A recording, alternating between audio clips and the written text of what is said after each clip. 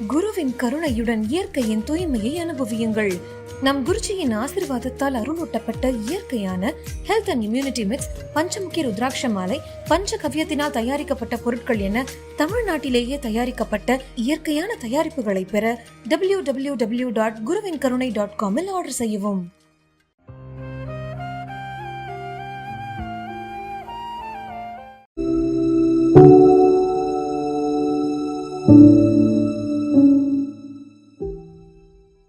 ஆன்மீகம்னா நமக்கு என்ன மாதிரியான எண்ணங்கள் இருக்குது அப்படின்னா, அது ஏதோ கற்றுக்க போகிறோம் அப்படின்னு சொல்லிட்டு ஒரு சில பேர் நினைக்கிறீங்க. ஒரு சில பேர் என்ன நினைக்கிறீங்க அப்படின்னா, ஏதோ கற்றுக் கொடுக்க போகிறோம் அப்படின்னு நினச்சி வரீங்க. ஒரு சில பேர் எதை நினச்சி வரீங்கன்னா, நம்ம கற்றுக்கிட்டது சரிதானான்னு சரி பார்க்குறதுக்காக வரீங்க. இன்னும் ஒரு சில பேர் என்னென்னா, ஏதோ ஸ்பெஷலாக வேறு ஏதோ ஒன்று அடைய போகிறேன் அப்படின்னு நினச்சி வரீங்க. இன்னும் ஒரு சில பேர் எதுக்கு வரீங்க அப்படின்னா, இவ்வளோ தூரம் வந்திருக்கான், இவனை பார்க்க போகலாம் அப்படின்றக்க அந்த பெரிய மனசோடு வந்திருக்கீங்க. எல்லாத்தையும் பாராட்டுறேன். பட் ஏதாவது எதிர்பார்ப்புகளுடன் வந்திருந்தீர்கள் என்றால் உங்கள் அனைவருக்கும் என் ஆழ்ந்த அனுதாபங்கள். காரணம் என்ன அப்படின்னா, ஆன்மீகம் என்பது தேடி செல்வதல்ல, தேடலை நிறுத்துவது. புதிதாக ஏதோ ஒன்றை கண்டுபிடிப்பதல்ல, இங்கு கண்டுபிடிக்க ஏதுமே இல்லை என்று உணர்ந்து கொள்வது. ஆக மொத்தம் ஆன்மீகம்னா என்ன அப்படின்னா, கரைந்து போதல்னு அர்த்தம். ஆன்மீகம்னா என்ன? Just dissolve yourself. That's called purest form of spirituality. கரைகிறதுனா என்ன? எந்த ஊருன்னு தெரியாது, எந்த பேருன்னு தெரியாது, இருட்டாக வேறு இருக்கும், எதை தேட சொல்கிறேன்னு தெரியாது, ஆனால் தேடும். Is it making any sense? தேடு அப்படி, ஐயோ எதையா தேடுறது, எங்கேயா தேடுறது, எவ்வளோ நேரம் தேடுறது? பிரச்சனையே இதுதான். இதுக்கு உருவம் இல்லை, இதுக்கு வடிவம் இல்லை, இதுக்கு நிறம் இல்லை, இதற்கு பெயர் இல்லை, இதுக்கு ஊர் இல்லை, இதுக்கு எதுவுமே இல்லை. ஆனால் இதைத்தான் தேடி கண்டுபிடிக்கணும். ஏண்டா எதுவுமே இல்லைங்கிற இதில் என்னத்தடா தேடி கண்டுபிடிக்கிறது? தேடி தேடி தேடி தேடி தேடி தேடி தேடி தேடி டயர்டாகி ஒரு கட்டத்துக்கு மேலே என்னடா ஒன்று மேலே தூக்கி போடுறீங்க தெரியுமா, அப்போ கிடைக்கும் அது. அப்போ எங்கே கிடைக்கிது அது? At the moment when you lost all your efforts, that is the exact point where you get enlightenment. புத்தருக்கு எப்போது ஞானம் கிடைத்தது? புத்தருக்கு எப்போது ஞானம் வரேன், நான் ஒவ்வொரு பாயிண்ட்டாக வரேன். பட் பேஸ் என்னன்றதை சொல்லிவிட்டு அதுக்கப்புறம் உங்களுக்கு புரிய வச்சா தான் புரியும். புத்தருக்கு எப்போது ஞானம் கிடைத்தது அப்படின்னா, நிறைய இடங்களுக்கு போகிறாரு, கடவுளை பார்க்கணும், அதை பார்க்கணும், இதை பார்க்கணும், நிறைய இடங்களுக்கு போகிறாரு. எங்கெங்கேயோ போய் என்னென்னமோ பண்ணுறாரு, கிடைக்கல. சாப்பிடாமல் இருந்து பார்க்குறாரு. ஒரு கைப்பிடி அரிசி ரெகுலராக சாப்பிட்றாரு, கிடைக்கல. வெறும் வேர்க்கடலை மட்டும், பச்சை வேர்க்கடலை மட்டும் சாப்பிட்டு ரத்த சோகையெல்லாம் வருது, அப்பையும் கிடைக்கல. சாப்பாடு தண்ணி இல்லாமல் காடு மலையெல்லாம் அலையிறாரு, அப்பையும் கிடைக்கல. தொடர்ச்சியாக பயிற்சிகள் பண்ணுறாரு, சமாதி நிலைக்கெல்லாம் போகிறாரு, அப்பையும் கிடைக்கல. சமாதி நிலைக்கு போன ஒருத்தருக்கு கிடைக்கலங்கிறாரு. புரியுதா நான் என்ன சொல்கிறேன்னு? நீங்களாம் சமாதி நிலையை அடைய போராடிட்டு இருக்கீங்க. அவர் என்ன சொல்கிறாரு, நான் எதிர்பார்த்தது இன்னும் எனக்கு ஏதோ கிடைக்கவில்லை என்ற எண்ணம் எனக்கு இன்னும் இருந்து கொண்டே இருக்கிறது. அப்போ என்ன பண்ணுறாருன்னா, ஒரு ஆற்றை கடந்து அந்த பக்கம் போகணும். இந்த ட்ராவலில் இருக்கும்போது இந்த ஆற்றை கடந்து அந்த பக்கம் போகணும். டயர்டாயிட்டாப்புல. எத்தனை வருட பயணம் நினச்சி பாருங்கள். அத்தனை வருஷம் வீட்டை விட்டு, நாட்டை விட்டு, பொண்டாட்டியை விட்டு, குழந்தைங்களை விட்டு, எல்லாத்தையும் விட்டு பயணம் பண்ணிகிட்டு இருந்த மனுஷன் ஒரு காலகட்டத்துக்கு மேலே அந்த ஆற்றை கடக்க வேண்டும் என்று நினைக்கும் போது அவர் ஆற்றை கடக்கவில்லை. போதுண்டா சாமி, இதுக்கப்புறம் எனக்கு ஆணியே பிடுங்க வேணாம், நீ விட்டுருங்கன்னு சொல்லிட்டு போய் ஒரு மரத்துக்கடியில் உட்கார்றார். கிடச்சிருச்சு. இப்போ உங்களுக்கு தோணலாம், அந்த மரம் எங்கே சார் இருக்குது சொல்லுங்கள் சார், நானும் போய் உட்கார்றேன் ஒரு முறை. மரம் அவருக்கு அதை கொடுக்கவில்லை. புத்தருக்கு ஞானம் கிடைத்தது போதி மரம். போயிருக்கோம், அது நம்ம பீகாரில் வந்து ஒரு இடம் இருக்குது. ஆக்சுவலாக நீங்கள் போனீங்கன்னா தெரியும், டைம் இருந்ததுன்னா போயிட்டு வாங்க. ஒரு 50 பேரோ 60 பேரோ கூப்பிட்டு போயிருந்தேன். அவங்களும் அந்த மரத்துக்கு அடியில் உட்காந்தாங்க. சில பேர் இலையெல்லாம் கூட பிடிங்கி வச்சுக்கிட்டாங்க. ஒரு சில பேர் இலையை பிடிங்கி சாப்பிட்டாங்க, அரைச்சி குடித்தாங்க. ஞானம் கிடைக்கலையே. அப்போ புத்தருக்கு மட்டும்தான் அந்த மரம் ஞானம் கொடுக்குமா என்ன? முயற்சியை கைவிடுவதற்கு பேர் ஞானங்க, அவ்வளோதாங்க. உங்களுக்கு இதில் தான் டவுட்டே வருது. இது கிடைக்கிறதுக்கு நான் ஏதோ ஒன்று பண்ணணும் போலன்னு நினைக்கிறீங்க. ஏன்டா அப்புறம் ஏன்டா மெடிடேஷன் பண்ண சொல்கிற? அதானே கேள்வி. எல்லாம் கரெக்டு, புரிஞ்சிருச்சு, மனசில் நினைக்கிறது தெரியுது, அதுக்கு தான் பதில் சொல்கிறேன். அப்புறம் ஏன்டா மெடிடேஷன் பண்ண சொல்கிற? மெடிடேஷன்றது எதுக்கு அப்படின்னா, இறுக்கமாக இருக்கக்கூடிய உங்கள் மனநிலையும் உடல்நிலையும் இலகுவாக மாற்றுவதற்கு மெடிடேஷன். ஒரு கட்டத்துக்கு மேலே மெடிடேஷனையும் மறக்கணும் நீங்கள். இங்கே நிர்மலம் நிர்குணம்ங்கிறாங்க. அப்படின்னா என்ன? உடல் இல்லை, உருவம் இல்லை, பெயர் இல்லை, பொருள் இல்லை, நிறம் இல்லை, வடிவம் இல்லை, எதுவும் இல்லை. கை இல்லை, கால் இல்லை, மனிதன் இல்லை, பறவை இல்லை, விலங்கு இல்லை, மிருகம் இல்லை, ஒன்றும் இல்லை. நிர்மலம் நிர்குணம். எல்லாமுமாக இருப்பதும் அதுதான், ஒன்றுமே இல்லாமல் இருப்பதும் அதுதான். இப்போ இதில் நீங்கள் என்ன புரிஞ்சுக்கணும் அப்படின்னா, இங்கே நான் என்ன பண்ணிட்டு இருக்கேன்றதை புரிஞ்சுக்கணும். அதுக்கு தான் வந்திருக்கீங்க. எதற்காக நாம் இங்கே வந்திருக்கிறோம்? நான் என்ன பண்ணிக்கிட்டு இருக்கேன் அதை நான் தெரிந்து கொள்ள வேண்டும். இதுக்கு தான் வந்திருக்கீங்க, வேற ஒரு வேலை இல்லை. சிம்பிளாக சொல்கிறேன், நான் என்ன பண்ணிகிட்டு இருக்கேன் தெரிஞ்சு பண்ணணும். இதுதான் ஆன்மீகம். ஆன்மீகம் என்றால் என்ன? நான் என்ன செய்து கொண்டிருக்கிறேன் என்பதை தெரிந்து செய்வதற்கு பெயர் என்ன அப்படின்னு வந்து கேட்டிங்கன்னா ஆன்மீகம். அதை ஏன் நான் தெரிஞ்சுக்கணும்? இல்லைன்னா இதை தெரிஞ்சுக்கிறக்காக மறுபடியும் பிறப்பீங்க, தான் பிரச்சனை. நான் ஏன் தெரிஞ்சுக்கணும்னு கேட்காதீங்க. இந்த கேள்வியை பல ஜென்மமாக கேட்டீங்க ஆல்ரெடி. நான் ஏன் தெரிஞ்சுக்கணும், நான் ஏன் தெரிஞ்சுக்கணும், நான் ஏன் தெரிஞ்சுக்கணும், நான் ஏன் தெரிஞ்சுக்கணும், நான் ஏன் தெரிஞ்சுக்கணும், இப்படி கேட்டதுனால தான் இப்போ வரைக்கும் வந்துட்டீங்க. இப்போயும் நீங்கள் கவனிக்கலன்னா இது இன்னும் தொடரும், தொட்டால் தொடரும், விடாமல் தொடரும். அப்போ என்ன பண்ணோம்? நான் ஏன் தெரிஞ்சுக்கணுன்றது இருக்குல்ல, நான்றதை தூக்கிடுங்க, ஈகோ. ஏன்றதை தூக்கிடுங்க, கொஸ்டின். தெரிஞ்சுக்கணுன்றது ஆப்ஜெக்ட், எதையும் தூக்கிடுங்க, அங்கே ஒன்றும் இல்லை. இது மூணையும் தூக்கிட்டிங்கன்னா உண்மை தெரிஞ்சிடும், உண்மை புரிஞ்சிடும். இது எப்படி ப்ரூவ் பண்ணுறது? ப்ரூவ் பண்ணிடலாமா? இப்போவே ப்ரூவ் பண்ணிடலாமா? உடனே ஞானம்னு என்னென்னு புரிய வச்சுட்டுமா? ஒரு செகண்டில் புரிய வச்சுட்டுமா ஞானம்னு? ஓகே, நல்லா கவனிக்கணும். இது எல்லாராலையும் பண்ண முடியாது, பண்ணிட்டீங்கன்னா உங்களுக்கு புரிஞ்சிடும். இப்போ உங்களுக்கு இதுக்கு முன்னாடி இந்த ஃபோட்டோ தெரியுதா? தெரியுதா? நல்லா பாருங்கள், என்ன பார்க்காதீங்க, ஃபோட்டோவை பாருங்கள். ஃபோட்டோ தெரியுதா? ஓகே, கவனிக்கணும். இப்போ ஏன் உங்களுக்கு ஃபோட்டோ தெரியுது? பார்க்குறீங்க, பார்க்கிற காட்சியில் இந்த ஃபோட்டோ இருக்குது, அதனால இந்த ஃபோட்டோ தெரியுது. ஓகே, இப்போ அடுத்த கேள்வி கேட்குறேன். இம்பார்ட்டண்ட்டான கால் வரும்போது இந்த ஃபோட்டோவை பார்த்தீங்கன்னா ஃபோட்டோ என்ன இருக்குன்னு உங்களால் ஐடென்டிஃபை பண்ண முடியுமா? ஏன் முடியாது? கண்ணு தான் இங்கே பார்க்குது, பார்த்தாலையும் ஐடென்டிஃபை பண்ண முடியல. சரி, ஓகே. அப்போ கண் பார்க்குதா, கவனம் பார்க்குதா? இவ்வளோ நாள் அப்புறம் கண்ணு பார்க்குதுன்னு நினச்சிட்டு இருந்தீங்க. கண் பார்க்கிறதா, கண் வழியாக ஏதோ ஒன்று பார்க்கிறதா? காது கேட்கிறதா, காது வழியாக ஏதோ ஒன்று கேட்கிறதா? உடல் உணர்கிறதா, உடல் வழியாக ஏதோ ஒன்று உணர்கிறதா? நாக்கு சுவையை அறிகிறதா, அல்லது நாக்கு வழியாக ஏதோ ஒன்று சுவையை அறிகிறதா? என்னங்க எப்படி பார்க்குறீங்க? உடல் உணர்ச்சியை உணர்கிறதா, அல்லது உடல் வழியாக ஏதோ ஒன்று உணர்ச்சியை உணர்கிறதா? என்னது அது? மெய், வாய், கண், மூக்கு, செவி, ஐம்புலன்கள் வழியாக உள்ளுக்குள்ள ஒருத்த உட்காந்து ஆப்ரேட் பண்ணிட்டு இருக்கான். யார் அவன்? மனம். மனம் இல்லாமல் நம்ம ஆன்மாக்கு அப்புறம் போக வந்து நமக்கு அது தகுதி ஆகலை. முதல்ல மனத்தில் நிற்போம். மனம்னா முதல்ல என்னென்னு புரிஞ்சுப்போம், அதை டீகோட் பண்ணுவோம், அப்புறம் ஆன்மாவுக்கு போவோம். இப்போ ஆன்மா சொன்னால் உங்களுக்கு பைத்தியம் முடிச்சிடும். மனம் இல்லாமல் இந்த உலகத்தின் காட்சி தெரியவே தெரியாது. என்ன ப்ரூஃபு? இரவில் தூங்கும்போது உலக காட்சி தெரிகிறதா?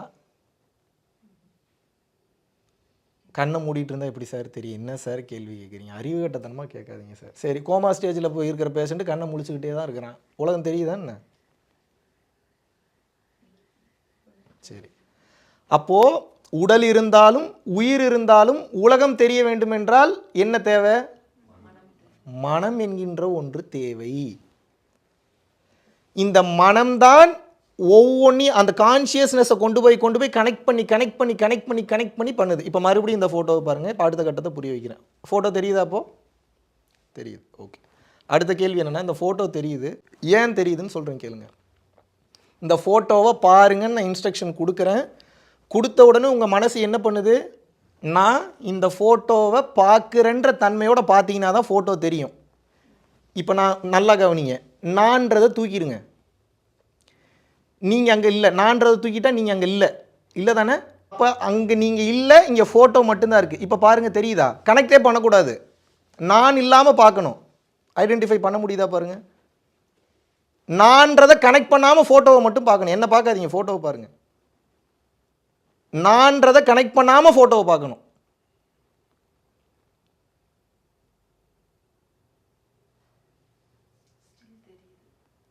அப்போ இன்னும் நான் வேலை செய்யுதுன்னு அர்த்தம்.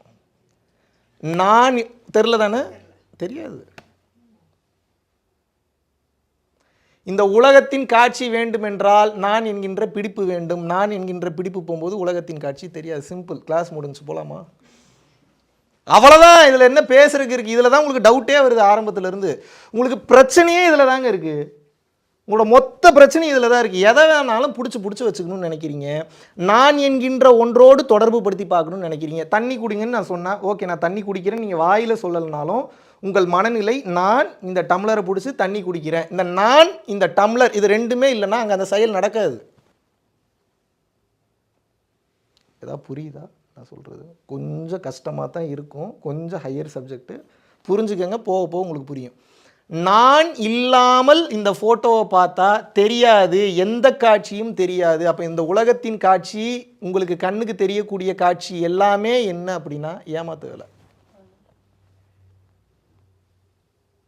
உங்கள் கண்களால் பார்ப்பது இருப்பது போல தோன்றும், நீங்கள் இல்லாமல் பார்த்தால் அந்த காட்சி தெரியாது. அப்போ ஞானமும் வேதமும் யோகமும் யோக ரகசியங்களும் எதை உங்களுக்கு போதிக்கிறது என்றால் உண்மையை பாடுறான்னு சொல்லுது. என்ன சொல்லுது? அப்போ உண்மைன்றது என்ன? இல்லாத இருக்குன்னு நினச்சி பிடிச்சி வச்சுட்டு இருக்கே லூசு பையிலே, அங்கே ஒன்றும் அப்படி இல்லை, இதுதான் உண்மை. இப்போ இந்த பொருள் இங்கே இல்லைன்னு தெரிஞ்சிட்டா இந்த பொருளை பிடிச்சி வைக்கணுன்ற எண்ணம் வருமா உங்களுக்கு? எவனா இந்த வேலையை பண்ணுவானா? இல்லாத பொருளை பிடிச்சி வச்சுட்டு அது என்னதுன்னு கொண்டாடிட்டு ரமண மகரிஷி என்ன சொல்கிறாருன்னா, இது என் உழைப்பு, இதுக்கு நான் உழைச்சிருக்கேன். ரொம்ப இன்னும் சொல்கிறேன், இன்னும் உங்களுக்கு புரிகிற மாதிரி சொல்கிறேன், எல்லாமே டீப் லெவலில் இருக்குது, இன்னும் உங்களுக்கு புரிகிற மாதிரி சொல்கிறேன். இது என்னோடதுன்னு நீங்கள் எதை நினச்சிங்கனாலும் அதுக்கு நீங்கள் எஃபோர்ட் எடுக்கணும் பாதுகாக்கிறதுக்கு. என்னோடதுன்னு எது நினச்சிங்கனாலும் அதை பார்த்துக்கிட்டே இருக்கணும்னு தோணும், பத்திரமா இருக்கான்னு தோணும், ரீட்டைன் பண்ணிக்கணும்னு தோணும். சிவபெருமான் இதை உணர்ந்துட்டார்.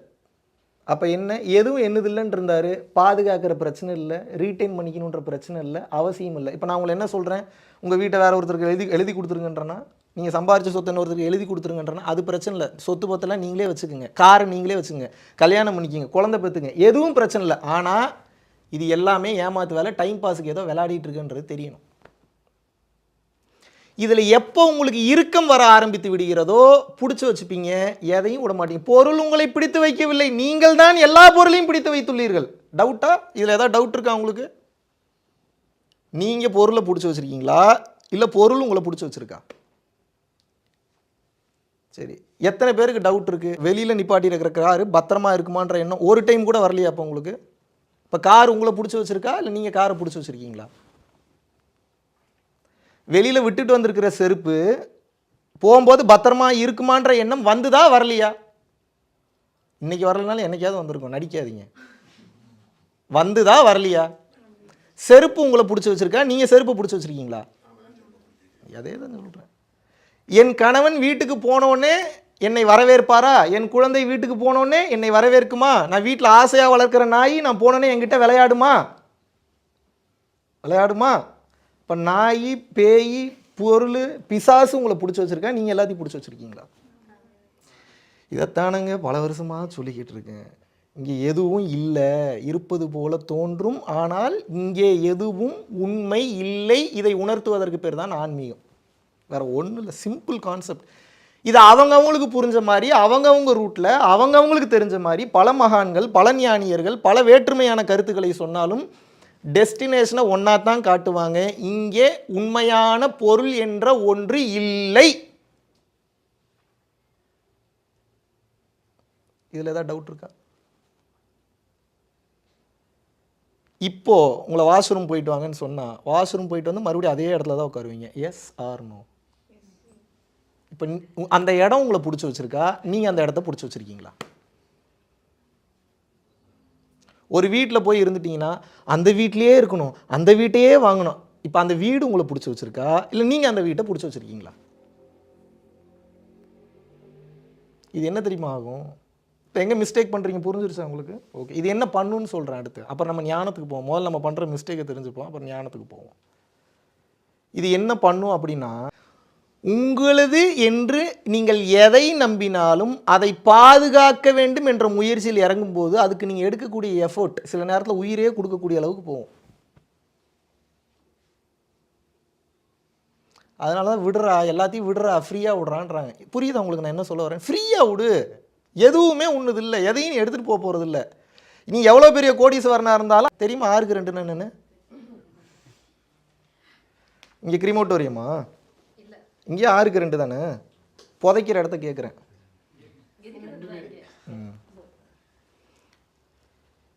நீங்கள் புதைக்கிற இடமா இருந்தாலும் அதே 6க்கு 2 புதைப்பாங்க, எரிக்கிற இடமா இருந்தாலும் அதே 6க்கு 2 தான்.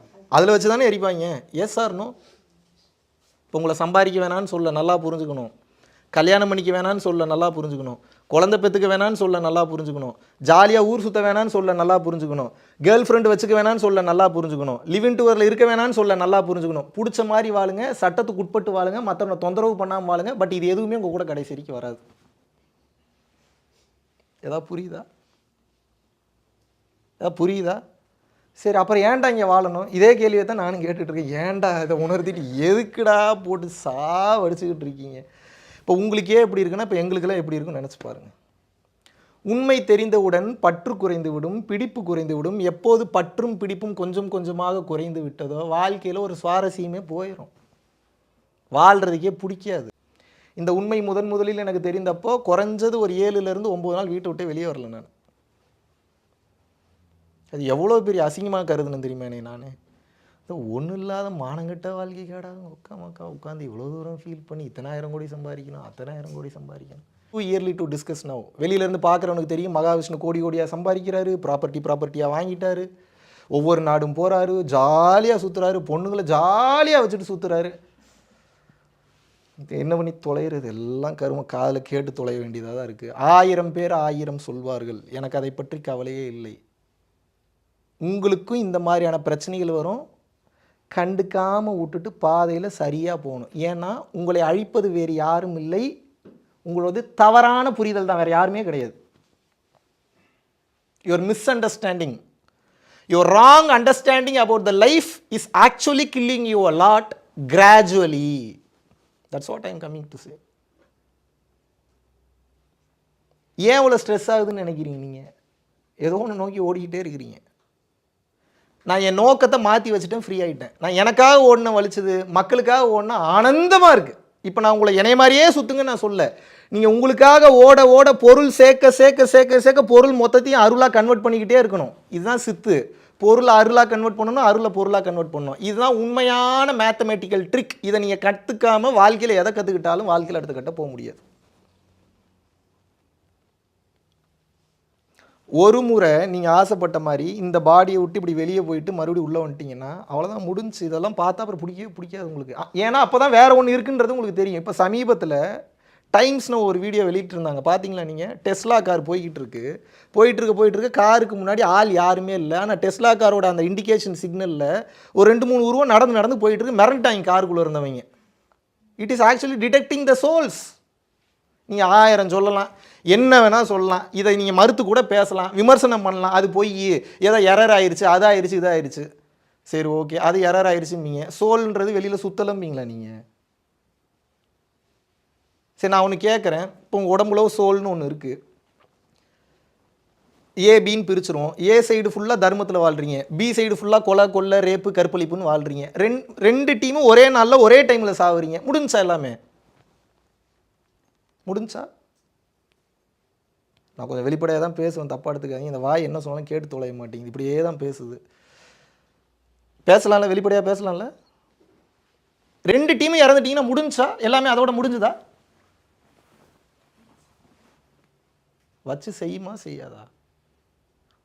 உள்ளே ஏதோ ஒன்று இருக்குது, அதனால இப்படி தலையாட்டுறீங்க.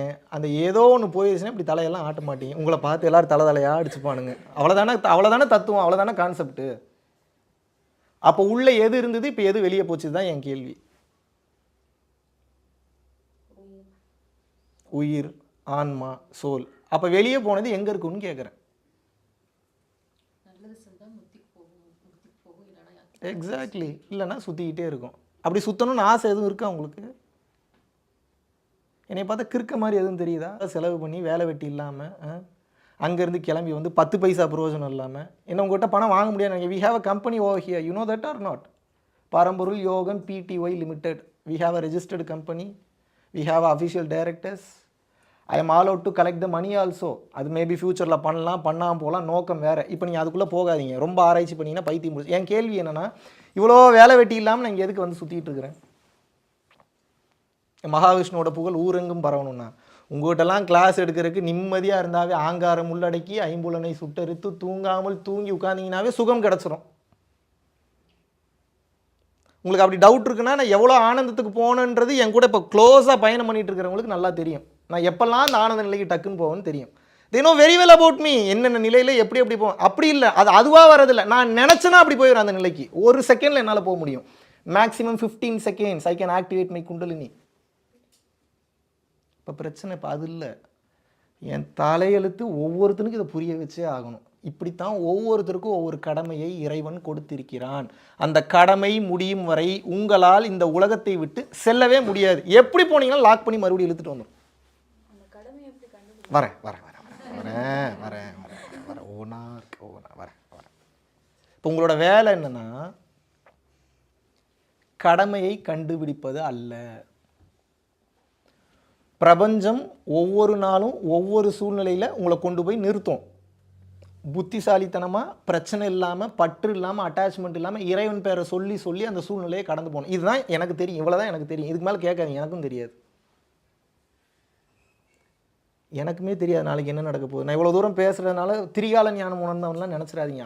அம்மா சத்தியமாக அதெல்லாம் எனக்கு தெரியாது. ஆனால் எனக்கு தெரிய வேண்டிய ஒன்று மட்டும் தெரியும். என்ன? எதிர்காலத்தை நீ தெரிந்து கொண்டாலும் எதிர்காலத்தை பற்றி வெளியிலே சொல்லக்கூடாது. இதுக்கு எதுக்குடா காட்டுறீங்க? பிறர் ரகசியம் தெரிந்தாலும் பிறர் ரகசியத்தை பிறரிடம் நீ சொல்லக்கூடாது. அடங்கொக்கா மக்கா, அப்படியா? அவசியமாக திருந்த வேண்டும் என்ற நினைப்பவனுக்கு மட்டும் கர்மாவை மாற்றிவிடு. திருந்த வேண்டும் என்ற நினைப்பு இல்லாதவனுக்கு கர்மாவை தொடவே தொடாதேன்றாங்க. இப்போ பிரச்சனை என்னன்னா, இறைவன் அருள் செய்வதற்கு தயார். நான் இறைவனை சொல்கிறேன், நான் என்ன சொல்ல, நான் இறைவன்லாம் கிடையாது, நான் ஒரு பிச்சைக்காரன். இறைவன் அருள் செய்வதற்கு தயார் நிலையில் இருக்கிறார். எந்தவித மாற்று கருத்தும் கிடையாது. ஆனால் பிரச்சனை என்னன்னா, இங்கே ரொம்ப ஃபுல்லாக இருக்குது. அருள்னா என்னன்னா லைட் எனர்ஜின்னு அர்த்தம். அந்த லைட் எனர்ஜி இந்த பாடியில் ஃபில் ஆகணும்னா பாத்திரத்தை காலி பண்ணணும். என்ன பண்ணணும்? எப்படிங்க காலி பண்ணுறது? உங்களோட கேள்வியெல்லாம் மைண்டில் வச்சுட்டே வாங்க, கடைசியில் கேளுங்க, எல்லாத்துக்கும் ஆன்சர் பண்ணுறேன். பாத்திரத்தை காலி பண்ணுறதுன்னா என்னென்னா, வேணுங்கிறப்ப மனம்ன்ற சுவிட்சை போட தெரியணும், வேணான்றப்ப ஆஃப் பண்ண தெரியணும். எப்படி இதை நம்புறது? நைட்டு மனம் ஓடிக்கிட்டே இருந்ததுன்னா தூக்கம் வருமா? அப்போ மனம் வேலை செய்யாமல் போகிறப்ப ஏதோ ஒன்று ஃபில் ஆகுது. ஃபில் ஆகிறதுனால காலையில் அடுத்த நாளுக்கு உண்டான எனர்ஜி கிடைக்குது. S or no? ஓகே, இதுக்கு பேர் தூக்கம்.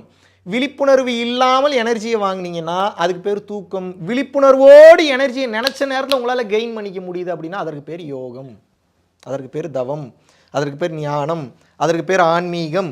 அப்போ எல்லா மகான்களும் என்ன சொல்லி கொடுத்தாங்கன்னா, முதலில் உடலை பத்திரமாக பார்த்துக்கொள், உடல் மிகவும் அவசியம். ஏனென்றால் உடலில்தான் உயிர் என்கின்ற இறைவன் உறங்கிக் கொண்டிருக்கிறான். அவனை விழிப்புணர்வுடன் தட்டி எழுப்பு. ஆனால் இந்த உடலை நீ பத்திரமாக பார்த்து கொண்டாலும், ஆன்மா என்ற ஒன்று இருக்கிறது என்று நீ தெரிந்து கொண்டாலும், மனதை பக்குவப்படுத்து. இல்லை என்றால் இந்த உடலை வைத்து உயிரை உன்னால் ஒருபோதும் அடைய முடியாதுன்றாங்க. You get my point or not? இப்போ நம்ம வேலை என்னன்னா ரொம்ப சிம்பிள். ரொம்ப டைம் எடுக்கும் நிறைய பேருக்கு, ரொம்ப ரொம்ப லேட் ஆகும். டெஸ்டினேஷன் ரீச் பண்ணுறதை பற்றிலாம் யோசிக்காதீங்க. எப்போ கிடைக்குன்ற கேள்வி கேட்காதீங்க. நமக்கு ஒரே வேலை தான் இருக்குது. உங்கள் மேனேஜர்கிட்ட, மேனேஜிங் டைரக்டர்கிட்ட போய் உட்காந்து எனக்கு அடுத்த வருஷம் போனஸ் கண்டிப்பாக கொடுப்பீங்களான்னு கேட்பீங்களா நீங்கள்? அடுத்த மாத சம்பளம் கண்டிப்பாக கொடுப்பீங்களான்னு கேட்பீங்களா நீங்கள்? என்னையை மட்டும் பார்த்தா ஏன் இல்லாத கேள்வியெல்லாம் கேட்குறீங்க? இந்த பயிற்சி பண்ணால் எனக்கு ஞானம் கிடச்சிருமா? இந்த பயிற்சி பண்ணால் எனக்கு முக்தி கிடச்சிருமா? இது பண்ணால் நான் நல்ல நிலைக்கு போயிடுவேனா? இதை பண்ணால் நான் சாமி ஆயிடுவேனா? ஏன்னா உங்களை நான் தேடி வந்திருக்கேன், அதனால் ரொம்ப ஈஸியாக போயிட்டேன். அப்படி தானே? உங்கள் மேனேஜர் உங்கள் எம்டி கிட்டலாம் எதுவுமே நீங்கள் பேச மாட்டீங்க. ஏன் பேச மாட்டீங்கன்னா, ஐயோ பேசினா வேலையை விட்டு தூக்கிடுவாங்களோன்ற பயம். இப்போ நானும் கெட்டவனா மாறுறேன், உங்களெல்லாம் பயத்திலேயே வச்சுருக்கணும்னு நினைக்கிறீங்க. அப்படியா? நான் பயத்தை நீக்கணும்னு போராடிட்டு இருக்கேன். நீங்கள் சப்போர்ட் பண்ணலன்னா அப்போ நானும் என்ன பண்ணுவேன்? மறுபடியும் பாருங்கள், என்னை இப்போ கெடுக்கிறது யார்? நான் பயத்தை நீக்க வேண்டும் என்ற எண்ணத்தோடு வருவதற்கு முயற்சி செய்கிறேன். நீங்கள் என்ன பண்ணுறீங்க? இல்லை எனக்கு கசப்பான பொய்யையே காட்டுன்னு சொல்கிறீங்க. இந்த பெரிய தலைவலி. எங்கே போனால் நம்ம வாய் சும்மா இருக்க மாட்டாமல் உண்மையை சொல்லி கொடுக்குறேன். உண்மை பல பேருக்கு பிடிக்கிறது இல்லை, கெட்டவனாயிடுறேன். மனதை பற்றி சொல்லி கொடுக்குறதுன்னா என்ன? மானங்கெட்டத்தனம்னு அர்த்தம். மைண்டுனா என்ன? மானங்கெட்டது. அது நிலை இல்லாதது. மாறி மாறி பேசிக்கிட்டே இருக்கும். இது நல்லதுன்னும், இதுவே நல்லா இல்லைன்னும், இவன் நல்லவன்னும், அப்புறம் அவனே கெட்டவன்னும், இவரை போல உலகத்திலே சிறந்தவர் இல்லைன்னும், அப்புறம் அவர் தான் சிறந்தவர்னும். இது வேணுங்கிறோம், அப்புறம் வேணான்னும். எவ்வளோ மானங்கெட்டது இது! ஏதாவது ஒன்று கரெக்டாக பேசுதா ஏதாவது? அப்போ என்னன்னா, இது எப்படிலாம் ட்ரிக் பண்ணுது. அப்போ இந்த உலகத்தில் வாழணும்னா உங்களுக்கு என்ன வேணும்? பூவாக்கு என்ன வேணும்? பணம் வேணும்னா என்ன பண்ணணும்? உழைக்கணும். சரி, நான் என்ன கேட்குறேன்னா, இது இன்னும் கொஞ்சம் டீசெண்டாக சொல்லலாமா? இதுக்கு பேர் உழைப்பு இல்லை. இன்னொருத்தன் பாக்கெட்டில் இருக்கிற காசு நம்ம பாக்கெட்டுக்கு வரணும். அவ்வளோதானே? இதுக்கு பேர் டீசெண்டாக உழைப்பு, பிஸ்னஸ்ஸு, வேலை, ஜாபுன்னு நீங்கள் வச்சுக்கிறீங்க. இது எந்த விதத்தில் நியாயம்னு கேட்குறேன். இப்போ இன்னொருத்தன் பாக்கெட்டில் இருக்கிற பணம் இப்போ உங்கள் பாக்கெட்டுக்கு வரணும். இதுக்கு ஒரு ட்ரிக் நீங்கள் ஒன்று பண்ணணும். இதுக்கு பேர் என்ன வச்சுருக்கேன் அப்படின்னா, பிஸ்னஸ் ஐடியாஸ்.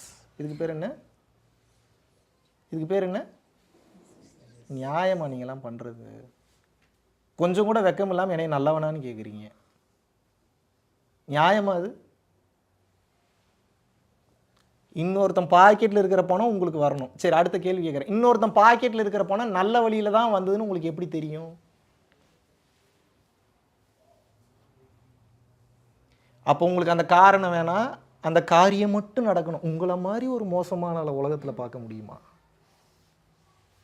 என்னை நான் அழகாக வச்சுக்கணும், நான் நல்லா ட்ரெஸ் பண்ணிக்கணும், நான் நல்லா சாப்பிட்ணும், நான் பியூட்டிஃபுல்லாக இருக்கணும், நான் இப்படி இருக்கணும், நான் அப்படி இருக்கணும், நான் அங்கே போகணும், இங்கே போகணும், எனக்கு அந்த ரூட் காசு வேணவே வேணாம், எனக்கு பணம் கண்ணுக்கு இருந்தால் போதும், என் குடும்பம் மட்டும் நல்லா இருக்கணும். நம்ம நல்லவனா கெட்டவனா நீங்கள் சொல்லுங்கள். நீங்கள் நல்லவனா கெட்டவனா நீங்கள் சொல்லுங்கள். கண்டிப்பாக கெட்டவன் வந்துட்டீங்க. அதான் லேட்டாக வந்தீங்க, கெட்டவன் தான். அப்போ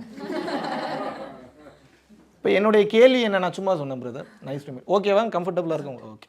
இப்போ என்னுடைய கேள்வி என்னென்னா, நல்லா புரிஞ்சுக்குங்க. இந்த உலகத்தில் எதை நீங்கள் தேடி போனாலும் தவறு. அதுக்கு டீசெண்டாக பேர் வச்சுக்கிறீங்க. அதுக்கு சட்டத்திட்டங்கள்னால இந்த லெவல் வரைக்கும் நீ எடுக்கலான்னு சொல்லி வச்சுருக்கேன். நம்ம சட்டத்திட்டத்தின்படி தான் போயாகணும். பட் ஞானம் வேறு சொல்லுது. என்னென்னா, மனம் என்கின்ற ஒன்றை பயன்படுத்தினாலே தந்திரம் தான். அப்போ தந்திரத்தை பற்றி நான் சொல்லிக் கொடுத்தால் நீங்கள் கற்றுக்கொள்கிறீர்கள். சொல்லிக் கொடுப்பவன் தவறாக தெரிந்து விடுகிறான். இதனால தான் எவனும் எந்த பிஸ்னஸ் சீக்ரெட்டையும் பிஸ்னஸ் ஸ்ட்ராட்டஜியும் வெளியில் ஷேர் பண்ணவே மாட்டாங்க. காரணம் என்ன? சொல்லிக் கொடுக்குறவன் தான் இவன் இவ்வளோ பெரிய திருடனா அப்படித்தான் தெரியும்.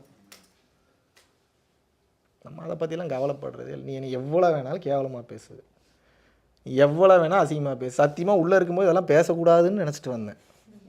எதுக்கு தேவையில்லாமல் வம்பு வருது? எங்கேயாவது பேசினா ஏதாவது பஞ்சாயத்து வந்துடுது, இங்கே போனால் அங்கே பிரச்சனை வருது, இங்கே போனால் இங்கே இப்போ பேசலாமா வேணாமா பாருங்கள். இந்த ஆளுங்க வந்து உட்கார்ந்தவுடனே அங்கேருந்து வர கண்டென்ட் பூரா அப்படி தான் வருது. ஓப்பனாக உடச்சி பேசு, மறைச்சி வச்சு பேசாத, இந்த உயிர்கள் தெரிஞ்சுக்கிட்டோம் அப்படித்தான் சொல்லுது. இதுக்கு பேர் கருணையெல்லாம் கிடையாது. வருது, பேசுகிறேன். நீங்கள் என்ன புரிஞ்சுக்கணுன்னா, இந்த உலகத்தில் ஒன்றே ஒன்று தான் இருக்குது, அறம். இந்த உலகத்தில் ஒன்றே ஒன்று தான் இருக்குது. அப்படின்னா என்ன? அறம் அப்படின்னா என்னென்னா, பிற உயிர்களின் நலம் நாடுதல். அவ்வளோதான். நீ ஒரு 1000 ரூபா சம்பாரிச்சிட்டியா? நான் தப்பு சொல்லலை. அந்த 1000 ரூபாவில் ஒரு 100 ரூபாயாவது இன்னொருத்தனுக்கு கொடுன்ற.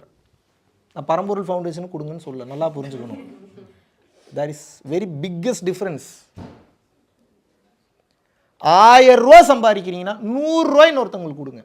10,000 ரூபா சம்பாதிக்கிறீங்களா? 1000 ரூபா இன்னொருத்தவங்களுக்கு கொடுங்க. 1,00,000 ரூபா சம்பாதிக்கிறீங்களா? 10,000 ரூபா இன்னொருத்தவங்களுக்கு கொடுங்க. ஏன்னா இந்த தர்மம் மட்டும்தான் உங்களுக்கு நல்ல சிந்தனையை கொடுக்கும். இப்போ உங்களுக்கு கேட்கலாம், தர்மம் செஞ்சால் எப்படா நல்ல சிந்தனை வரும்? சீக்ரெட்டே அதுதான். எவன் ஒருவன் தொடர்ச்சியான தர்ம காரியங்களில் ஈடுபடுகிறானோ அவனது உடலில் உபகார சக்தி தானாகவே உற்பத்தியாகும் வள்ளல் பெருமான் சொல்றார். அது என்னங்க உபகார சக்தி? உங்களுக்கு நல்லதை மட்டுமே செய்யக்கூடிய சக்திக்கு பேர் உபகார சக்தி. நல்ல சிந்தனையை கொடுக்கும், நல்ல தெளிவை கொடுக்கும், நல்ல பேச்சை கொடுக்கும், தைரியத்தை கொடுக்கும். 1000 பேர் எதிர்த்து நீ தப்பானவனால டே ஆமாடா தப்பானவன் தான் அவன் வேலையை பாடுறான்னு சொல்கிற தைரியத்தை கொடுக்கும். அது உபகார சக்தி தான் கொடுக்கும், வேறு எதுவுமே கொடுக்காது.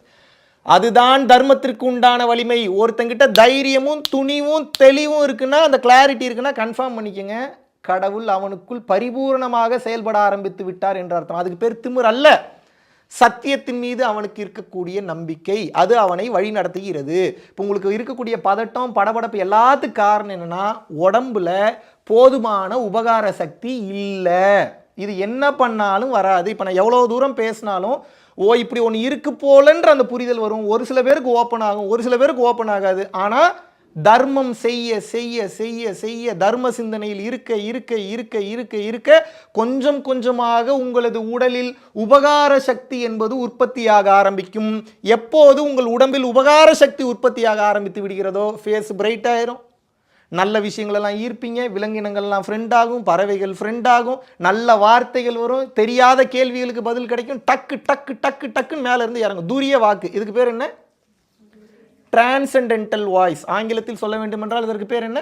Transcendental voice. தமிழில் கூற வேண்டும் என்றால் துரிய வாக்கு.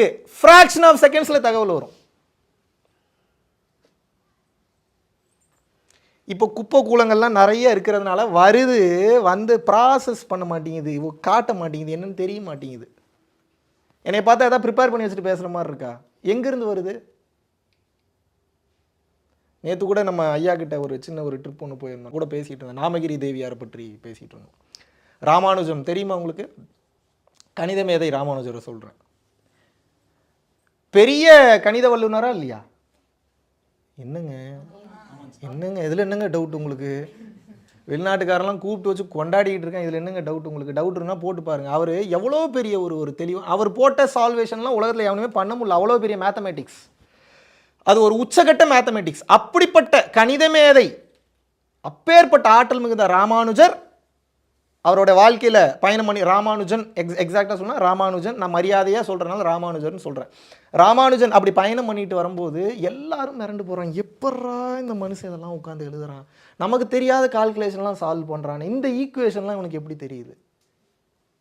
அந்த மனுஷன் நினச்சிருந்தாருன்னா என் உழைப்புன்னு இருக்கலாம், இத்தனை வருஷம் கஷ்டப்பட்டேன்னு இருக்கலாம். அந்த மனுஷனுடைய நேர்மையை பாருங்கள், ஹானஸ்டியை பாருங்கள். என்ன தெரியுமா சொல்கிறாரு? டெய்லி நைட்டு நான் தூங்கிட்டு இருப்பேன், தூங்கிட்டு இருக்கும்போது எனக்கு ஒரு ஆழ்ந்த அமைதிக்குள்ளே போகும்போது டக்குன்னு கண்ணு முன்னாடி ஒரு ரெட்டு ஸ்க்ரீன் ஒன்று வரும், ஃபுல்லாக பிளட்டு வலியும். அதில் அந்த பிளட்டு வலிகிற அந்த ஸ்க்ரீனில் அவர் சொன்னது இது ரெக்கார்டு இருக்குது. அந்த பிளட்டுலேருந்து ஒரு கை ஒன்று டக்குன்னு வெளியே வரும். அது ஒரு பெண்ணினுடைய கை, அது ஒரு தெய்வீகமான கை. அந்த கை என்ன பண்ணும்? டக்கு டக்கு டக்கு டக்கு டக்கு டக்குன்னு எது எழுதுதான். எது? ஃபார்முலாவை, மேத்தமேட்டிக்கல் ஃபார்முலா எழுதுதான். இப்படி இப்படி டக்கு டக்கு டக்கு டக்குன்னு எழுதுமா, டக்கு டக்கு டக்கு டக்கு எழுதிக்கிட்டே இருக்குமா. அவர் அப்புறம் கனவுலையே பார்த்துக்கிட்டே இருக்காராம். அப்புறம் எல்லாம் எழுதி முடித்த உடனே அந்த மொத்த எழுத்தும் ஒரு டிரான்ஸ்ஃபர்மேஷன் ஆகி டக்குன்னு ஒரு வெடிப்பு போல் வெடித்ததில் டக்குன்னு இவருக்கு முழிப்பு வருது. இப்படி வந்தால் நம்ம கனவு மறந்துடும், அவர் கனவு ஞாபகத்தில் இருந்திருக்கு. அது மொத்தத்தையும் எல்லாத்தையும் நோட் பண்ணி வைக்கிறாரு. எல்லாத்தையும் நோட் பண்ணி வச்சு இதை போய் ஈக்குவேஷன் அப்ளை பண்ணால் எல்லாம் சரியாக மேட்ச் ஆகுது. இப்போ சொல்லுங்கள், அவர் எழுதினார் அந்த ஃபார்முலாவை.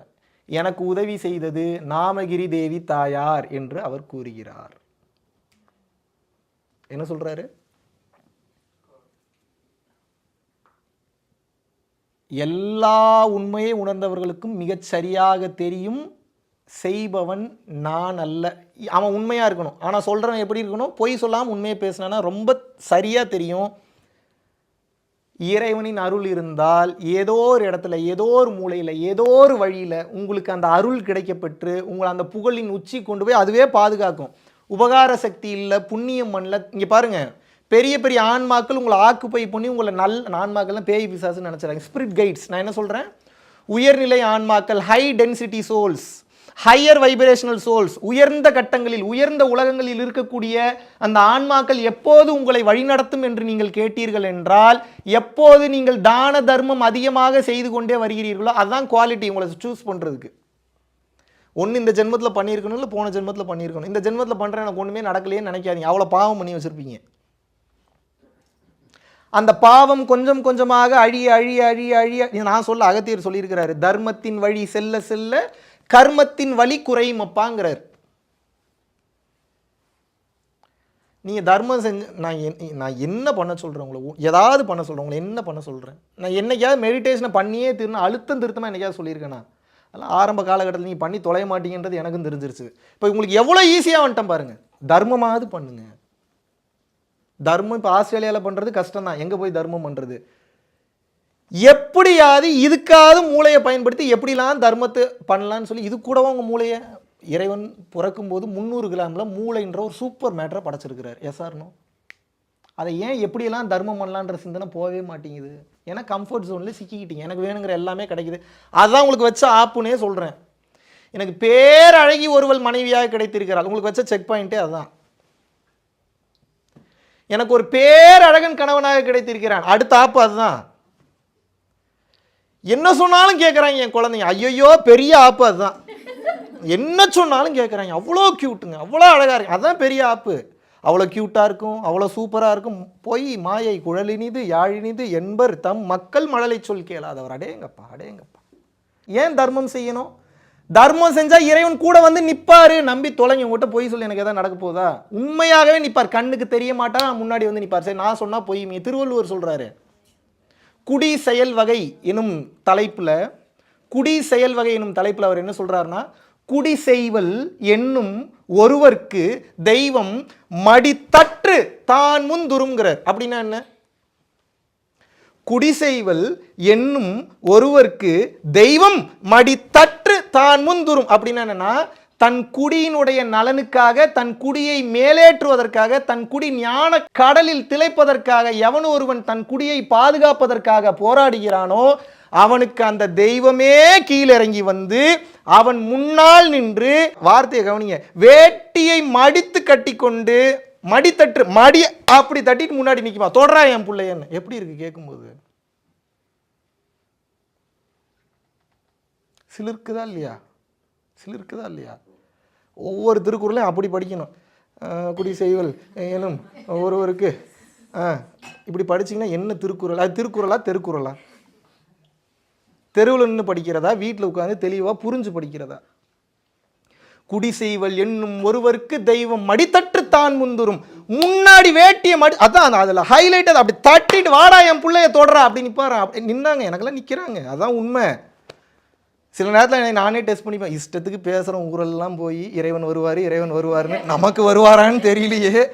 சரி, டெஸ்ட் பண்ணி பார்த்துருவோம். ஒரு டைம் டெஸ்ட் பண்ணியும் பார்த்துட்டேன். வராரு, சத்தியமாக வராரு. ஒரே ஒரு அனுபவத்தை மட்டும் ஷேர் பண்ணுறேன். சமீபத்தில் ஒரு கேதார்நாத் பத்ரிநாத் யாத்ரா போயிருந்தோம். எத்தனை பேருக்கு தெரியும்? நாங்கள் இமயமலைஸ் ஒரு டீம் கூப்பிட்டு போயிருந்தோம். தெரியுமா? அந்த வீடியோ ரெகுலராக பார்த்துட்டு இருந்தீங்கன்னா தெரியும். அப்போ போகும்போது நம்ம தான் நமக்கு நாள் கிழமை நல்லது கெட்டது தேதி எல்லாம் கிடையாது. On the flow, go with the flow. அடிக்கிறியா அடிச்சுக்க, வாங்கிக்கிறேன். துப்புரியா துப்பிக்க, தொடச்சிப்பேன். அதே ஃப்ளோ அப்படியே போயிட்டுருக்க கரெக்டாக கேதார்நாத் கீழே இருந்து மேலே ஏறி கஷ்டப்பட்டு ஏற முடியாமல் ஏறி அத்தனை கிலோமீட்டர் போய் மேலே ஏறி கேதார்நாத் எவ்வளோ தூரம், இமயமலை எவ்வளோ தூரம், உயிர் போயிரு. நீங்கள் ஒரு டைம் போயிட்டு வாங்க, அந்த யாத்திரை போனீங்கன்னா தான் தெரியும். போய் நிற்கிறேன், பார்த்தா ஜூலை 2 என் பர்த்டே. என் பர்த்டேனே தெரியாமல் ட்ராவல் பண்ணி மேலே ஏறி போயிட்டுருக்கிறேன். மேலே ஏறி போன உடனே உட்காந்து மெடிடேஷன் பண்ணுறேன். எல்லாம் பண்ணி முடிச்சோடனே காலை 4:30, 4:25 4:30 அப்போ, இப்போ சமீபத்தில் என்னோட லாஸ்ட் பர்த்டே நடந்தது சொல்கிறேன். இப்போ நடந்த பர்த்டே. இப்போ இந்த பர்த்டே அப்போது அங்கே போகிறேன். அங்கே போனோடனே கேதார்நாத்தில் இருக்கக்கூடிய அந்த லிங்கத்தை பார்த்து நான் என்னுடைய வேண்டுதல் ஒன்றே ஒன்று தான். என்னென்னா, இறைவா எனக்கு கேட்குறக்கு ஒன்றும் இல்லை, இந்த மக்கள்லாம் அறியாமல் சத்தியமாக தான் வேணும். டவுட் இருந்ததுன்னா சிவபெருமானை பார்க்கும்போது கேளுங்க, அவன் அப்படி சொன்னானான்னு கேளுங்க. அவர்கிட்ட கேட்டேன் நான், எப்போ இந்த உலகத்தில் இருக்கக்கூடிய உயிர்கள்லாம் இவ்வளோ கஷ்டப்பட்டுக்கிட்டு இருக்குது, இவ்வளோ வேதனைப்பட்டுக்கிட்டு இருக்குது, உன்னை வேண்டி விரும்பி கெஞ்சி கேட்டுக்கிறேன், மன்றாடி கேட்டுக்கிறேன், சீக்கிரம் இவர்கள் உங்கள் திருப்பாதங்களை வந்து அடைவதற்குண்டான வழியை தயவு செய்து ஏற்படுத்தி கொடுன்ட்டு நான் பாட்டுக்கு வந்துட்டேன். வச்சாரு பெரிய ஆப்பா. ஓ, உலக மக்களுக்கு நன்மை பண்ணணும்னு பார்க்குறியா, நீ எந்த அளவுக்கு தாங்குறன்னு பார்க்குறேன்னு டெஸ்ட். முதல்ல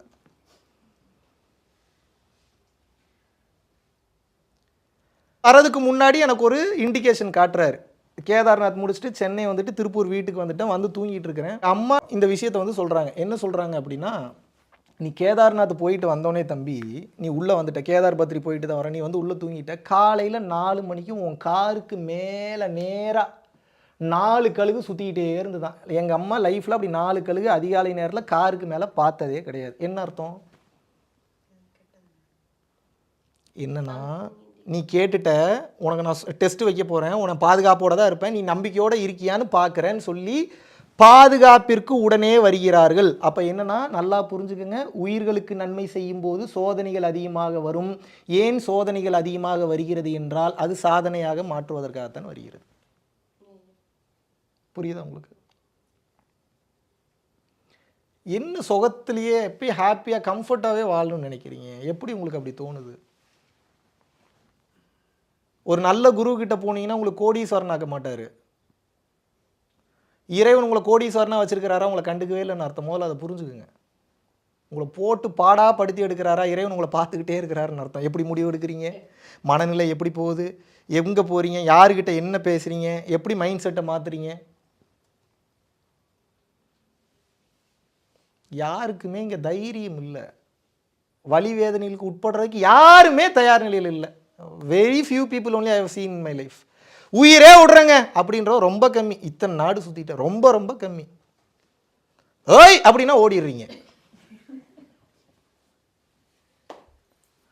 டூய் அப்படின்னா ஆள் காணும். எங்கடா என்னடா பின்னாடி உங்களை நம்பி தான்டா இருந்தனா ஒருத்தனை காணும். அந்த வடிவேலு திரும்புவான்ல, ஓகே நெக்ஸ்ட் சந்திக்கிறேன்னு திரும்பினா என்னங்கடா என்னடா ஒருத்தனையும் காணும். இப்போ உயிரை கொடுக்குறேன் நீங்கள், அதை பண்ணுறேன் நீங்கள், இதை பண்ணுறேன் நீங்கள், அப்போ அவ்வளோ பெரிய ஆள் நீங்கள், இவ்வளோ பெரிய ஆள் நீங்கள். ஏன் அவ்வளோ பயமா? இறைவன் உங்கள் சொத்தை வந்து ஆட்டையை போட்டுருவார், இறைவன் வந்து உங்களை ஏமாற்றிடுவார். இறைவன் எப்படி ஏமாற்றுவார்? நீங்கள் தான் இறைவனை ஏமாத்துறீங்க. கரெக்டாக நீ எனக்கு இதை பண்ணிட்டேன்னா டீல் பேசுகிறது அங்கே போய் உட்காந்து, நீ எனக்கு இதை பண்ணிட்டேன்னா உனக்கு நேர்த்தி கடனா 6 மாதத்தில் இதை பண்ணுறேன் அப்படியே பண்ணி கிழிச்சிட்டீங்க. நீங்கள் எத்தனை டைம் அப்படி நேர்த்தி கடன் செலுத்திட்டீங்க நீங்கள்?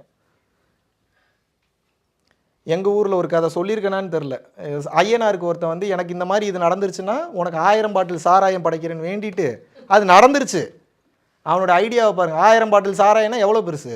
இப்போ ஐயனார் சாராயம் குடிப்பாரான்னு கேட்காதீங்க, எனக்கு அது தெரியாது, நடந்தது மட்டும் சொல்கிறேன். 1000 பாட்டில் சாராயம் வாங்கிட்டு வரேன்னு சொல்கிறேன்னு சொல்லிட்டு 2 பாட்டிலாக 1000 பாட்டில் கொண்டே ஊற்றி கொண்டே வச்சுட்டு வந்துட்டான். உண்மையாக நடந்தது, மதுரையில் நடந்தது. இப்போ நான் என்ன கேட்குறேன், இறைவன் சொல்வதை கேட்பது இல்லையா, நீங்கள் சொல்கிறத கேட்கறது இல்லையா? சொன்ன வார்த்தையை காப்பாற்றாமல் போகிறது யார், இறைவனா நீங்களா? வரவனை போகிறவன்லாம் நம்புறீங்க. யார் உங்கள் புருஷன், யார் உங்கள் பொண்டாட்டி? கல்யாணம் பண்ணிக்கிறதுக்கு முன்னாடி யார் அவர்?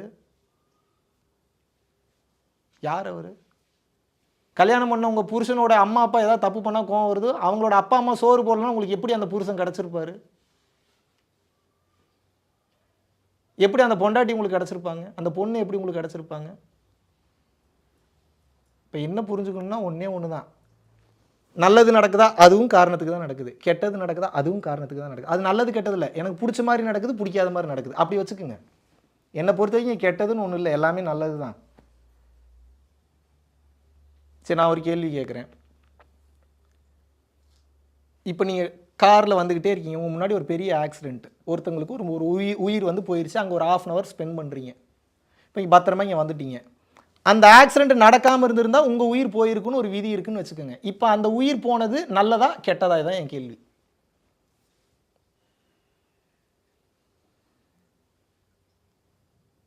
என்னங்க இப்படி பார்க்குறீங்க? இப்போ சொல்லுங்கள், எது நல்லது எது கெட்டது? சரி, லாட்ரியில் 100 கோடி ரூபா விழுந்தவனுக்கு இறைவன் ஆசீர்வாதம் பண்ணிட்டாருன்றீங்க. 100 கோடி ரூபா இழந்திருப்பான்ல ஒருத்தன் ஷேர் மார்க்கெட்டில், இல்லை வேறு எதுலேயும் இழந்திருப்பான்ல, அவனை என்ன இறைவன் சபிச்சிட்டாருமீங்களா? என்ன வேணும் அப்போ உங்களுக்கு? நீங்களே சொல்லு, என்ன தான் வேணும்? What you want in your life? ஞானி மாதிரி பேசக்கூடாது, நியாயமாக பேசணும். நியாயமாக பேசுனீங்கன்னா தான் ஞானம் வரும். என்ன வேணும் உங்களுக்கு? எப்படி கிடைக்கும் பீஸு? லெக் பீஸ் வேணால் கிடைக்கும். இப்படி நீங்கள் கேட்டுட்டு இருந்தீங்கன்னா பீஸ் எங்கேருந்து கிடைக்கும் உங்களுக்கு? எங்கேருந்து கிடைக்கும்? எப்படி கிடைக்கும் உங்களுக்கு? பீஸ்னால் முதல்ல என்னன்னு தெரிஞ்சுக்கோங்க. தேவையற்றதை பற்றி கண்டுகொள்ளாமல் இருக்கிறதுக்கு பேர் தானுங்க பீஸு. அவசியம் இல்லாதை பற்றி யோசிக்காமல் இருக்கிறதுக்கு பேர் தானே பீஸு. உங்களுக்கு ஒன்று தெரியுமா, என்னைய ஒரு ஊருக்கு எத்தனை டைம் கூட்டு வந்தீங்கனாலும் வழியை மறந்துடுவேன். இப்போ இருக்கிற மகாவிஷ்ணு, அப்போ இருக்கிற மகாவிஷ்ணு ஒரே டைம் கூட்டு போனீங்கன்னா ஒவ்வொரு நூக்கன் கார்னர் தெரியும். ஏன்னா எல்லாத்தையும் படம் பிடிச்சி உள்ளுக்குள்ளே வச்சுக்கிறேன், எல்லாமே டேட்டா. இப்போ அப்புறம் தான் தெரிஞ்சு எந்த டேட்டா உள்ளே ஏறினாலும் உள்ளே ஏறிச்சுன்னா வெளியில் எடுக்கிறது ரொம்ப கஷ்டம்னு. அதுலேருந்து என்ன பண்ணுறது, தேவையில்லாமல் உன்னை ரெக்கார்டு பண்ணுறதே இல்லை. அவசியமானதை மட்டும்தான் ரெக்கார்ட் பண்ணுவேன், அவசியம் இல்லாத விட்டுருவேன். அப்போ ரூட்டெல்லாம் எதுக்கு நான் பண்ணும், ஜிபிஎஸ் போட்டால் ரூட் வரப்போகுது, தெரிஞ்சவங்களை போட்டால் கொண்டு வந்து விட போகிறாங்க. இல்லாட்டினா இந்த ரூட்டை நான் அழிக்கணும், ஒரு கட்டத்தில் உட்காந்து அழின்னு அழிச்சிட்டு இருக்கணும். இப்படி ஒரு ரூட் என் ஞாபகத்தில் இருக்குன்னு யாராவது சொல்லி கொடுத்துருக்காங்களா? கற்றுக்கொள்வதற்கு சொல்லிக் கொடுத்த இந்த உலகம் கற்றுக்கொண்டதை மறப்பதற்கு சொல்லிக் கொடுத்திருக்கிறார்களா? இதுதான் என் கேள்வி. கற்றுக்கொண்டதை மறக்காமல் எப்படி நிம்மதி வரும்? இப்போ நாளைக்கு உங்களை சூ பண்ண போகிறானுங்கன்னு தெரிஞ்சு போச்சு, எப்படி ஆனந்தமாக இருந்துருவீங்க?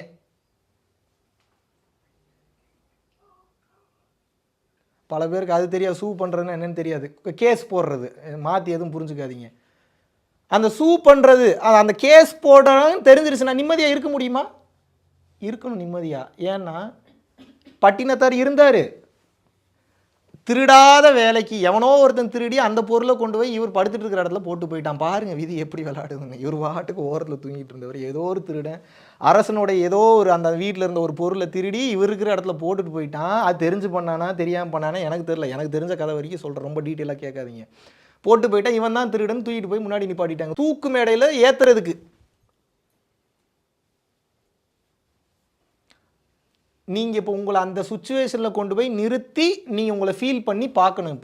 இப்போ உங்களை கொண்டு போய் அந்த தூக்கு மேடை முன்னாடி நிறுத்துறாங்க, அடுத்த 10 நிமிஷத்தில் இப்போ உங்களை தூக்கில் போட போகிறாங்கன்னு தெரிஞ்சு நீங்கள் என்ன பண்ணுவீங்க? எப்படி அங்கே போய் நின்றுட்டு என்னை விட்டுருன்னு? ஏங்க பிடிச்சிருக்கிறது மன்னர் பிடிச்சிருக்கிறாரு. நம்ம இன்னைக்கு இருக்கிற கோர்ட்டை பற்றியா பேசிக்கிட்டு இருக்கேன் நான்?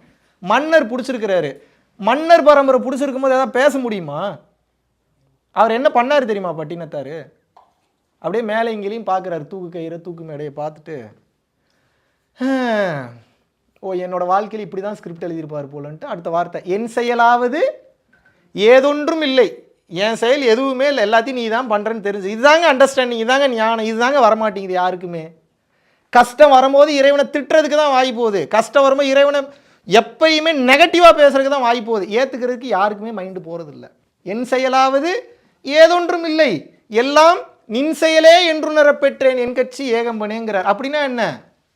என் செயல் எதுவும் இல்லைன்னு தெரிஞ்சுக்கிட்டேன், நீ ஏதோ திருவிளையாடல் பண்ணுற, சரி பண்ணு, தூக்கில் போகணுமா, நான் செத்து போகணுன்றது தான் உன்னோட விதினா, அப்புறம் நான் என்ன பண்ணுறது, சரி செத்து போகிறேன் அப்படின்னு சொல்லிட்டு தூக்கு மேடை ஏறலான்னு போகிறாரு. இடி இடித்து மின்னல் வெட்டி கழுமரம், தூக்கு மேடை தீ பிடிச்சி எரியுது. எப்படி இருந்திருக்கும் பார்த்தவனுக்கெல்லாம்? சிவபெருமான் இறங்கிட்டாப்புல. சிவபெருமான் எங்கே இறங்கினாரு? கழுமரத்தில் இறங்கினாரா? மின்னலாக இறங்கினாரா? பட்டினத்தாருக்குள் இறங்கி விட்டார். At the moment when he realized that there is nothing to do, all the things that have been done by only by the supreme power or God or deity or nature, whatever it may be, நீங்கள் எப்படி வேணாலும் கூப்பிட்டுங்க, என் செயல் என்ற ஒன்று இந்த உலகத்தில் இல்லவே இல்லை என்று உணர்ந்த அந்த காலகட்டம், அந்த நேரம் அவருக்குள் சிவபெருமான். அவர் ஆசைப்பட்டதுனால சிவபெருமான். அவர் முருகன் நினைச்சாருன்னா முருகர், அவர் ஜீசஸ் நினைச்சாருன்னா ஜீசஸ், அவர் அல்லாஹ் நினைச்சாருன்னா அல்லாஹ். ஆக மொத்த பேர் வேற வேற. அந்த உண்மை உணரும் போது, அந்த ஜீரோனஸ், அந்த எம்டினஸ் வரும்போது உள்ளே இருக்கிற இறைவன் வெளியில் வந்துடுவார். அப்புறம் அவர் மேஜிக் பண்ணுவார். அவரை மேஜிக் பண்ண வைக்கணும்னா முதல்ல அவரை நீங்கள் நம்பணும். அதுக்கு இந்த தத்துவம் ரொம்ப சப்போர்ட்டிவாக கடைசி வரைக்கும் வேணும். பட் இந்த தத்துவத்தை அவ்வளோ சீக்கிரம் நம்ப வைக்க மாட்டார், ரொம்ப டெஸ்ட் பண்ணுவார் உங்களை. இதுக்கு பேர் தான் சோதனை. இதுக்கு பேர் என்ன?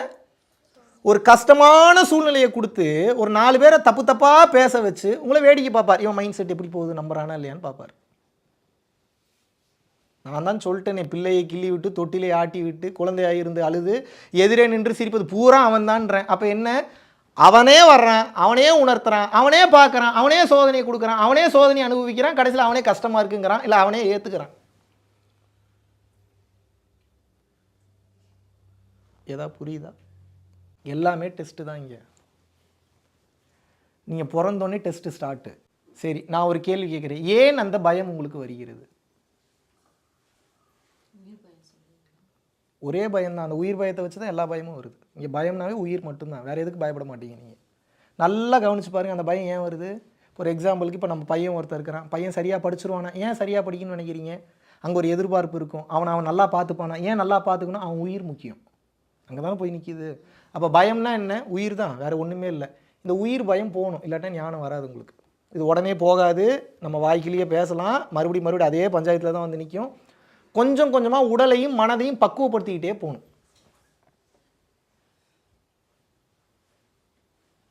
எப்படி பக்குவப்படுத்துறது? கஷ்டமான சூழ்நிலையில் உங்களை அப்பப்போ நீங்களே கொண்டு போய் கோர்த்து விட்டுறணும்.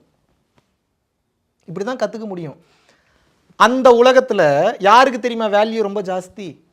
தானமும் தவமும் யார் செய்வாராயின் வானவர் நாடது வழி திறக்குமே. அந்த வானவர் நாடு, அதர் டைமென்ஷன்ஸ் இங்கிலீஷில் சொன்னால் இப்போ கொஞ்சம் நம்புற மாதிரி இருக்கா? வானவர் நாடுனா ஏதோ இல்லாத மாதிரி இருக்குது. அதர் டைமென்ஷன்ஸ்னால் கொஞ்சம் நம்புற மாதிரி இருக்குது, ஏன்னா இங்கிலீஷில் இருக்குது. Very good, super, very good, very good, நம்புகிறேன், பாராட்டுறேன், சூப்பர். இப்போ அங்கே இருக்கிறவங்கெல்லாம் யாரை ரொம்ப மதிப்பாங்கன்னா 1000 கோடி சொத்து வைத்திருந்தவனை அல்ல, 1000 வீடு வைத்திருந்தவனை அல்ல, 1000 கார்கள் வைத்திருந்தவனை அல்ல, அதிக அனுபவங்களை எவன் ஒருவன் பெற்றிருக்கிறானோ அவனுக்கு தான் மேலே ரெஸ்பெக்ட் ஜாஸ்தி. அப்படின்னா என்ன? அனுபவங்களை தேடி தேடி போய் எவன் ஒருத்தன் அனுபவத்தை இழுத்து போட்டு அனுபவிச்சுக்கிறானோ, நல்ல அனுபவம் கெட்ட அனுபவம் உங்களோட பார்வையில், என் பார்வையில் சொன்னோன்னா அனுபவம். எவன் உயர்ந்த ஆன்மா? அதிக அனுபவங்களை பெற்றவன் தான் உயர்ந்த ஆன்மா. அதிக அனுபவங்களை பெறாதவன் உயர்ந்த ஆன்மாவாக ஒருபோதும் இருக்க முடியாது. அப்போ யார் இங்கே உயர்ந்த நிலைக்கு போகிறான்? யார் கடவுள் நிலையை அடைகிறான்? அதிக அனுபவங்களை பெற்றவன் எவனோ அவனே கடவுள் நிலையை அடைகிறான். அப்போ அனுபவங்களை பெற்றவன் மட்டும் கடவுள் நிலையை அடைகிறானா? இல்லை, அங்கே ஒரு இக்கு இருக்கு. அனுபவங்களை பெற்றவன் மட்டுமல்ல, அதிக அனுபவங்களை பெற்று அதிலிருந்து அதிக பாடங்களை கற்றுக்கொண்டவன் இறைவனாகி விடுகிறான். இதைத்தான் பாரதியார் சொன்னாரு, பேசி ஒன்றும் பயனில்லை, அனுபவத்தால் உணர்ந்து தெளிவதே ஞானம். அப்படின்னா என்ன? பிரச்சனையை கண்டு ஓடக்கூடாது, பிரச்சனைக்குள்ளே போய் தலையை விட்டுறணும். கைகாலெலாம் விடக்கூடாது, தலையே விட்டுறணும். ஏன்? உயிர் போகணுன்னு இருந்தால் தாங்க போகும், இல்லைன்னா போகாதுங்க. இந்த தைரியம் வரணுங்க உங்களுக்கு. தலைகீழாக நின்று தண்ணி குடித்தாலும் அடுத்த 25 வருஷம் கழித்து மத்தியானம் 12 மணிக்கு உயிர் போகணும்னு விதிக்கப்பட்டிருந்தா 25 வருஷம் கழித்து மத்தியானம் 12 மணிக்கு ஒரு இம்மி பெசகாமல் அந்த செகண்ட் தான் உயிர் போகும். அது வரைக்கும் போய் தொலையாது, நம்புங்க. இதை புரிஞ்சுக்கிட்டிங்கனாவே வாழ்க்கையில் 99.99% பிரச்சனை முடிஞ்சிச்சு. அப்புறம் 0.1% என்ன தெரியுமா? இதே மைண்ட் செட்டோடையே அது வரைக்கும் வெயிட் பண்ணணும். அதுதான் கஷ்டம், வேறு ஒன்றும் இல்லை. அந்த டைம் வர வரைக்கும் வெயிட் பண்ணணும். இதற்கு முன்னால் வாழ்ந்தவர்கள் மெல்பர்ன் சிட்டியை மொத்தத்தையும் தூக்கி சுருட்டி கட்டி கொண்டு போயிட்டாங்களா மேலே? இதுக்கு முன்னாடி வாழ்ந்தவர்கள் ஆஸ்திரேலியா மொத்தத்தையும் சுருட்டி கட்டி மேலே கொண்டு போயிட்டாங்களா? என்ன எடுத்துகிட்டு போக முடிஞ்சது? காதற்ற ஊசியும் வாராது கான் கடைவெளிக்கு. என்ன சொல்கிறாரு பட்டினத்தார்? ஒரு ஊசி கூட வராதுரா. அது எப்படி நல்ல ஊசின்னு சொல்ல, அதையும் கேவலப்படுத்துறாரு. அதையும் துப்புன்னு துப்புறாப்புல. அந்த ஊசி நூல் கோர்க்கக்கூடிய அந்த ஓட்டை இருந்தால்தான் அதுக்கு பேர் நல்ல ஊசியா. அந்த ஊசி நூல் கோர்க்கறதுக்கு அந்த ஓட்டை இல்லாத ஊசியை வச்சு என்ன பண்ணுவீங்க? ஒருத்தனை காயம் வேணா படுத்தலாம், உபயோகமாக ஏதாவது பண்ண முடியுமா? அந்த ஊசி கூட வராதுறாங்கிற கடைசியில் அவங்க கூட.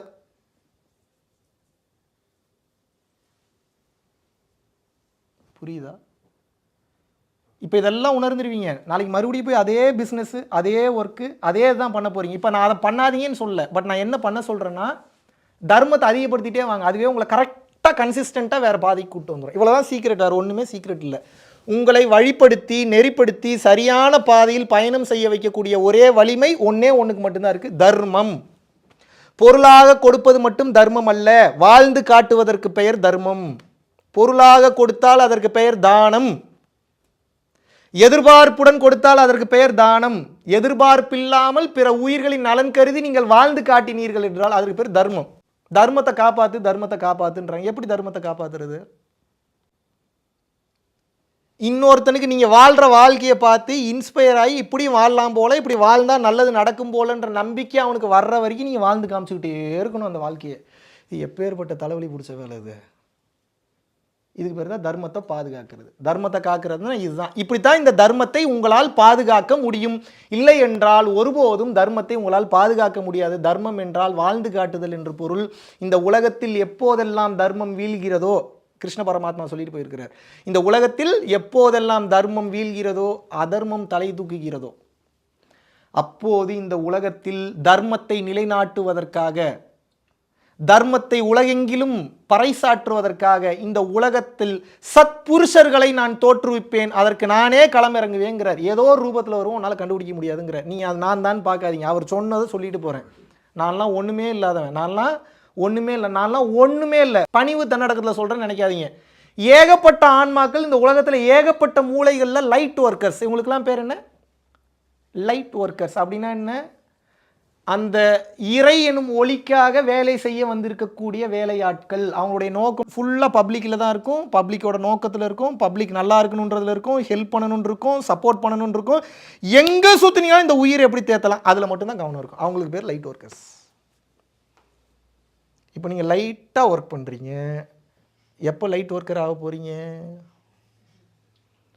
ஒன்று லைட்டாக ஒர்க் பண்ணுறீங்க, இல்லை லைட்டாக போட்டுட்டு ஒர்க் பண்ணுறீங்க. நான் ரெண்டுமே தப்புன்னு சொல்ல. லைட் ஒர்க்கர் நான் எதையுமே தப்புன்னுலாம் சொல்ல மாட்டேன். நான் ஏன் தப்புன்னு சொல்ல போகிறேன்? இறைவன் உங்களோட விதியில் 150 ஆடு 2000 கோழியை வெட்டி தின்னதுக்கு அப்புறம் தான் புத்தி வரும்னு எழுதி வச்சுருந்தா நான் எப்படி மாற்ற முடியும்னு கேட்குறேன். புரியுதா? Is it making any sense? Yes or no? நான் சொன்னால் மட்டும் திருந்திருவீங்களா நீங்கள்? அப்போ எங்கள் வேலை என்ன? விதையை போடுவது, விருட்சமாக வளருவது என்கிட்டயா இருக்குது? அந்த வர்ண பகவான்கிட்ட இருக்குது. Yes or no? வான் சிறப்பில் எவ்வளோ அழகாக சொல்கிறாரு, தானம் தவம் இரண்டும் தங்காது. எப்போ? வியன் உலகம் வானம் வழங்காது. நீ தானம் தவம் இரண்டும் தங்கா வியன் உலகம் வானம் வழங்காதெனின். அப்போ என்ன? இந்த உலகத்தில் இருக்கக்கூடிய உயிர்கள் தான தர்மம் செய்து சிறப்பாக வாழ வேண்டும் என்றால் பஞ்சபூதத்தில் ஒரு பூதமான அந்த வர்ண பகவானான அந்த நீரினுடைய அந்த அருளாற்றல் வேண்டும். அது இல்லை என்றால் உங்களால் எந்த ஒரு விஷயமும் செய்ய முடியாது. அப்போ வர்ண பகவான் எப்போது மும்மாறி மழை பொழிவார்? தர்மம் நிலை பெற்று பூமியில் எப்போ இருக்கோ அப்போ தான் கரெக்டாக மழை பொழியும், அப்போ தான் நல்ல காற்று வரும், அப்போ தான் மியான்மரில் ஏற்படுற மாதிரி நிலநடுக்கம் வராமல் இருக்கும். இப்போ எதுக்கு அங்கெல்லாம் வச்சு செஞ்சுட்டு இருக்குன்னு நினைக்கிறீங்க நீங்கள்? Yes, no doubts about that. மியான்மரில் ஏகப்பட்ட முஸ்லீம்களை வெட்டி கொண்டாங்க தெரியுமா? ப்ரூட்டலாக வெட்டி கொண்டாங்க தெரியுமா உங்களுக்கு?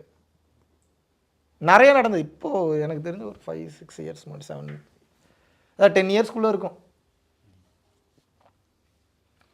இந்த உலகத்தில் எப்போதெல்லாம் அந்த ஹியூமனிட்டி உயிர்நேயம் குறைகிறதோ அப்போ அதை நியூட்ரல் பண்ணுறதுக்காக ஒரு காட்டு இந்த இயற்கை.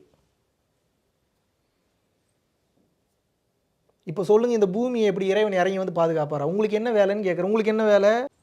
8 to 6 உங்களுக்கு வேலை. காலையிலேருந்து சாயந்தரம் வரைக்கும் வேலை பார்த்துட்டு வருமானம் வந்துட்டு சாப்பிட்டு தூங்குறத வேலை. இப்போ எங்களெல்லாம் நேர்ந்து விட்ருக்காங்க. பொறுப்பு எடுத்துக்க வேண்டாமா? ஏண்டா நானே என் பிள்ளைய பார்க்கறதுக்கு டைம் இல்லை. நாங்களும் அப்படி நினச்சா, பிறந்தவன் பூரா அப்படி நினச்சா எவ்வளோ வலி, எவ்வளோ வேதனை, எவ்வளோ அவமானம், எவ்வளோ அசிங்கம்.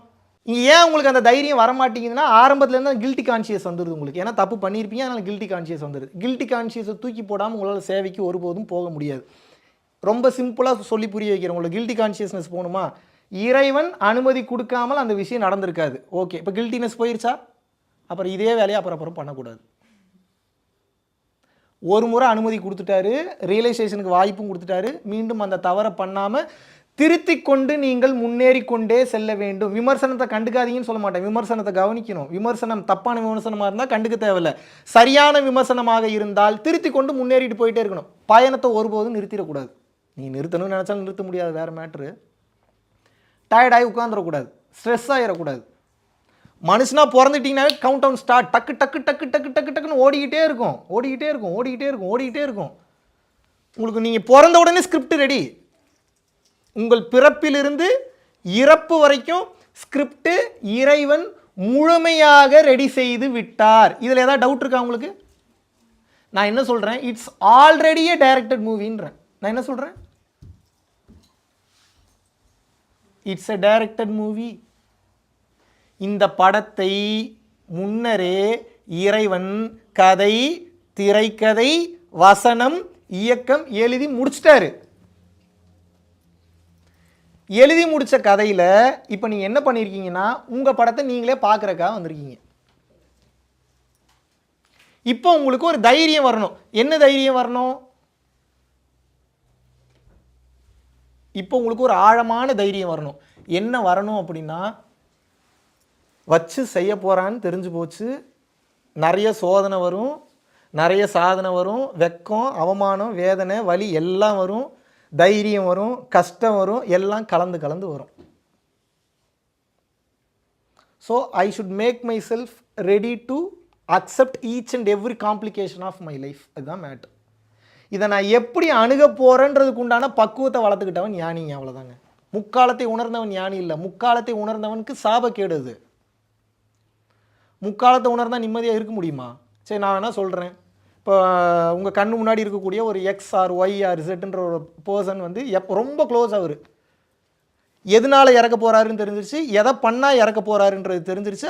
அதை அவர் பண்ணாமல் இருந்தால் தப்பிச்சிருவார். ஆனால் அதை சொன்னால் இப்போ நீங்கள் போயிடுவீங்க, அடுத்து நீங்கள் இன்னும் பல ஜென்மம் எடுக்கணும். இப்போ எப்படி நிம்மதியாக உங்களால் இருக்க முடியும்னு கேட்குறேன். ஒரு குறிப்பிட்ட காலகட்டம் வரையும் தெரிஞ்சுக்கணுன்றதுல ஆர்வம், அப்புறம் தெரிஞ்சதுக்கப்புறம் ஐயோ தெரியாமல் தெரிஞ்சுக்கிட்டேனே, ஏன்டா தெரிஞ்சுட்டேன்றது ஆர்வம். தும்பாத்துன்னு ஒரு படம் இருக்குது, பார்த்தீங்களா?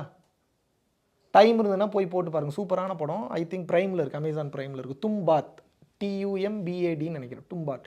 டைம் இருந்தால் போய் பாருங்கள். தங்கத்து மேலே அவ்வளோ ஆசை அந்த கிழவிக்கு, தங்கம் தங்கம் தங்கம் தங்கம்னு இருந்து கடைசியில் அதுவே சாபமாக மாறி அந்த கிழவினால சாகவே முடியாது. கடைசியில் சூனியக்கார கிழவி, அதுக்கு சாபமே அதுதான்.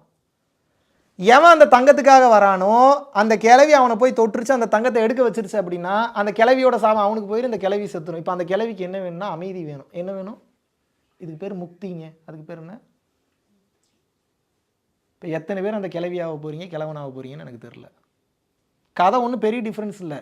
அந்த கிழவி அந்த தங்கத்துக்காக அங்கேயே இருக்கும். அதே போல் எதுக்காக ஆசைப்பட்டீங்களோ உங்கள் ஆன்மா நீங்கள் செத்ததுக்கப்புறம் அதை சுற்றி சுற்றி வரும். புருஷனவே ரொம்ப லவ் பண்ணீங்களா, புருஷனை டார்ச்சர் பண்ணி சுற்றி சுற்றி வருவீங்க. கேட்காது புருஷனோட, நீங்கள் என்ன கற்றுனீங்களும் புருஷன் கேட்காது. அந்த டைமென்ஷன்லேருந்து பேசினே கேட்காது. I am not joking, it's a serious truth. உங்களை ஒன்று கூப்பிட்டு வேற வச்சு காட்டணுமா? கூப்பிட்டா தாங்கிடுவீங்களா நீங்கள்? இப்போ பார்த்தா மலேசியாவில் 3-4 பேயை ஓட்டியிருக்கேன் லைஃப்லேயே, எந்த நாட்டிலையும் அத்தனை பேயை ஓட்டினது இல்லை. என்னடா கொக்கா மக்கா நம்ம தீட்சை கொடுக்க போனால் எது கூடயோ நம்ம சண்டை போட வேண்டியதாக இருக்குது. அதெல்லாம் ஓட்டினதுக்கப்புறம் அப்புறம் எனக்கு ஒரு ட்ரெயின் ஒன்று ஆகும் பாருங்க, அப்புறம் நான் அதுலேருந்து மீண்டு வரதுக்கு 2 நாள் ஆகும். I'm not jogging. நாளைக்கு எது கூட்டம் வந்துட போகிறீங்க, கூட்டமாக பேய் ஓட்டுறாருன்னு போய் அந்த வேலையெல்லாம் நான் பார்க்கறது இல்லை. நீங்கள் எதற்காக மிகவும் ஆசைப்படுகிறீர்களோ, தம்பி புரியுதா நான் பேசுறது? Can you understand what I'm saying? No. Okay, where are you coming from? English. You are coming from where? English. Which part of area you are from? That's cool. So நீங்க கூட்டு வந்திருக்கீங்க. That's great. Nice to meet. பார்த்தா அப்பவே சும்மா கலாச்சேன். நான் உங்ககிட்ட ஒண்ணே மட்டும்தான் கேட்குறேன். செத்ததுக்கப்புறம் எனக்கு எல்லாமே முடிஞ்சிருச்சுன்னு எப்படி இப்பேற்பட்ட ஒரு அப்பட்டமான ஒரு அவநம்பிக்கையில் எப்படி சுற்றிக்கிட்டு இருக்கிறீங்க? டைம் ரொம்ப கம்மியாக இருக்குது, என்ன நினச்சிட்டு இருக்கிறீங்க? நீ நான் எனக்கே டைம் கம்மியாக இருக்குன்னு இருக்கிறேன், நீங்கள்லாம் என்ன மிஞ்சி போனால் ஒரு 15-16 வருஷம் இருப்பீங்க, அவ்வளோதான். ஒரு 40-50 இருக்கிறவங்கள சொல்கிறேன். சாபம்லாம் இல்லை, சத்தியம். எனக்கு என்ன வெக்கம், நான் என்ன, அதெல்லாம் கிடையவே கிடையாது. இன்னும் கொஞ்ச நாள் இருப்பீங்க. இப்போ நடந்துட்டு தூக்கிருச்சுன்னா தூக்குனது தான். நல்லா டான்ஸ் ஆடிட்டு இருக்காங்க, டான்ஸ் ஆட பிரியுது.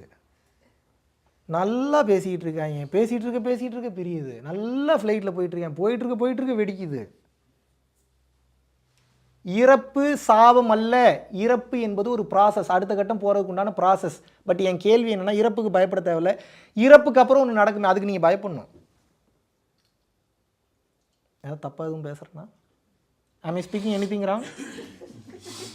அவன் பார்க்குறேன் நீ என்னத்தடா பேசுகிற, திடீர்னு பார்த்து ஐ மீன் ஸ்பீக்கிங் எனிதிங்கிறான்னா நான் எங்கடா போவேன்? ஒன்றை மட்டும்தான் கேட்கிறேன், நிலையில்லாத இந்த உலகத்தில் எதை தேடி அலைந்து கொண்டிருக்கிறீர்கள்? இதை புரிஞ்சுக்கிட்டீங்கன்னா ஃப்ரீயாக இருங்க, மைண்டு இருக்கமே இருக்காதுங்க. இவ்வளோதாங்க லிபரேஷன், இதுதாங்க பீஸ். அதே வீடு, அதே பொண்டாட்டி, அதே புள்ள, அதே குழந்தைங்க, அதே ஆப்பர்ச்சுனிட்டிஸ், வலி வேதனை இருக்கவே இருக்காது. ஏன்? Take it easy mentality. ஞானம்னா என்ன நினைக்கிறீங்க நீங்கள்?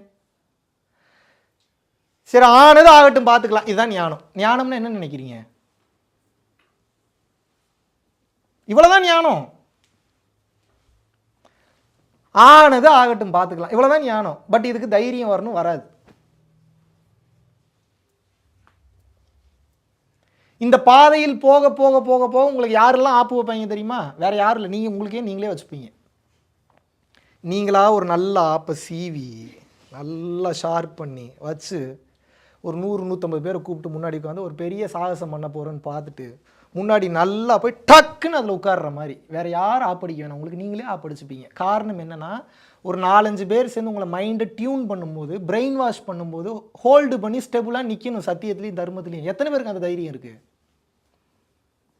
முதல்ல இங்கே சத்தியம்னா தர்மம்னாவே என்னன்னு தெரில. இனி எங்கே போய் அதில் தைரியமாக ஊன்றி வேற நிற்கிறது?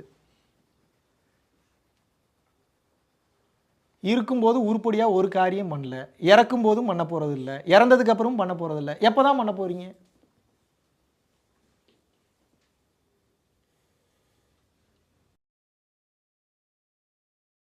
பரம்பொருள் அறக்கட்டளையின் சார்பாக ஏகப்பட்ட இடங்களுக்கு இடர்பாடுகளில் இருந்த காலகட்டத்திலும் கூட ஒரு நாள் கூட விடாமல் இன்று வரைக்கும் 300 500 நபர்கள் வரைக்கும் தமிழ்நாடு முழுவதும் இருக்கக்கூடிய பகுதியில் அன்னதான பணிகள் வந்து நடந்து கொண்டே இருக்கிறது. மலேசியா மற்றும் சிங்கப்பூரில் வந்து நடந்து கொண்டிருக்கிறது. இன்று வரை எந்தவித தொய்வும் இல்லாமல் மேல் நோக்கி சென்று கொண்டிருக்கக்கூடிய இந்த பரம்பொருள் அறக்கட்டளையினுடைய வெற்றிக்கு காரணம் வந்து பாத்தீங்கன்னா, பரம்பொருள் அறக்கட்டளையை பின்பற்றக்கூடிய பரம்பொருள் யோகிகள் மற்றும் பரம்பொருள் குடும்பத்தாராகிய நீங்கள் மட்டும்தான். யூடியூப்ல காட்டாத பல விஷயங்கள் வந்து தமிழகம் எங்கும் வந்து செஞ்சுக்கிட்டு இருக்கோம். இந்தியாவெங்கும் இருக்கக்கூடிய பல மக்களுக்கு இதை கொண்டு போய் சேர்க்கக்கூடிய காரணத்தினால் சென்று கொண்டிருக்கக்கூடிய இந்த பாதைக்கு வலு சேர்க்கும் வகையில் என்னுடன் இணைந்து எனது கரங்களுக்கு வலு சேர்ப்பது என்பது இந்த ஞான பயணத்தில் மாபெரும் ஒரு மாற்றமாக அமையும் என்பதில் எந்தவித ஒரு மாற்று கருத்துமே இல்லை.